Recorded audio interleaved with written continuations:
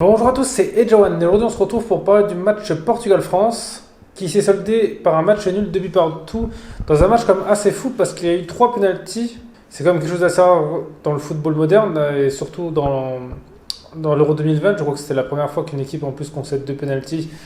Donc déjà le premier pénalty justement il est arrivé en première mi-temps, voilà c'est Cristiano Ronaldo qui l'a mis. Et ensuite Benzema a égalisé en toute fin de première mi-temps sur un penalty, voilà.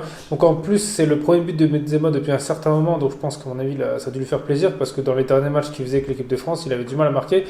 Mais c'est que ça a toujours été un peu lui son problème en équipe de France, c'est qu'il avait du mal à marquer. Donc là peut-être justement ça va leur mettre en confiance. Et ensuite en deuxième mi-temps, la deuxième mi-temps était vraiment eu beaucoup d'occasions, elle était assez rythmée. Déjà ça a commencé par la France qui ont marqué presque dès le début un deuxième but, voilà, en plus par Benzema, donc je pense que son penalty a dû le...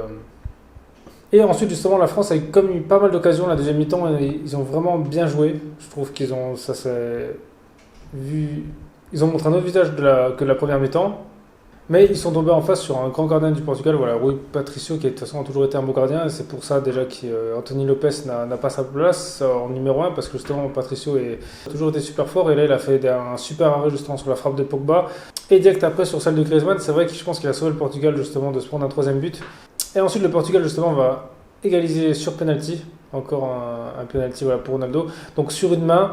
Alors la main, bon c'est vrai que même si elle n'a pas l'air d'être volontaire, voilà, de toute façon les mains normalement quand elles sont au-dessus de la ceinture, elles sont sifflées. Ou si elles ne sont pas le long du corps. C'est pour ça que beaucoup de défenseurs justement quand ils défendent, ils gardent les mains derrière le dos pour être sûr de ne pas faire de main.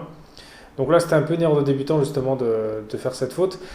Et ensuite après justement ce deuxième but, je trouve que le match s'est un peu endormi, c'est-à-dire qu'il y a eu beaucoup moins d'occasions et plus le Portugal on va dire ont géré, voilà, ils ont pas tenté de gagner. La France ça les a arrangés parce qu'en faisant ça ils finissaient premiers, et vu que les Allemands ils ont fait match nul et puis même ils ont failli même perdre le match contre la Hongrie.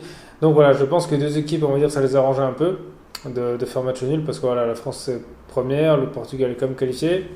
Ensuite aussi à noter du côté de l'équipe de France, voilà, c'est qu'il y a eu 2 blessures, donc Lucas Hernandez et Digne, donc ça peut être compliqué justement pour la suite. Bon, Digne on ne sait pas si c'est quelque chose qui va être sur le long terme, peut-être que c'est juste par précaution qu'il est sorti. Donc ça à voir parce que voilà, si la France perd leurs arrières, ça peut être compliqué comme contre leur prochain match, même si je pense que leur prochain match sera contre la Suisse, ce sera assez facile parce que la Suisse ne sont pas montrés comme grand chose, hein. C'est pas une équipe quand même exceptionnelle, donc je pense que ça passera quand même assez facilement. Mais voilà, sur ce match, ça a quand même été assez intéressant pour l'équipe de France parce qu'après un match décevant contre la Hongrie, j'ai trouvé qu'ils sont quand même bien débrouillés. Voilà, ils ont quand même eu pas mal d'occasions, ils ont fait du jeu, ils auraient pu gagner ce match. Après, sur ce match, j'ai trouvé qu'Mbappé n'était pas trop en vue, même si c'est vrai qu'il a aidé sur le deuxième but, mais il n'était pas trop là. Voilà, donc peut-être que la tactique à voir est... Donc peut-être justement changer de tactique justement pour qu'Mbappé soit plus mis en valeur parce qu'on va dire c'est comme leur à tout mettre Mbappé.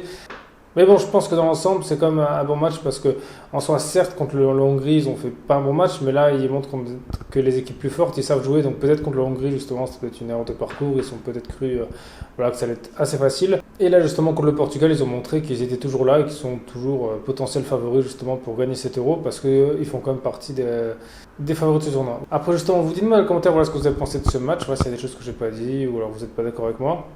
Et sinon, merci à tous d'avoir regardé cette vidéo. C'était Edjawan. On se retrouve très vite pour une prochaine vidéo.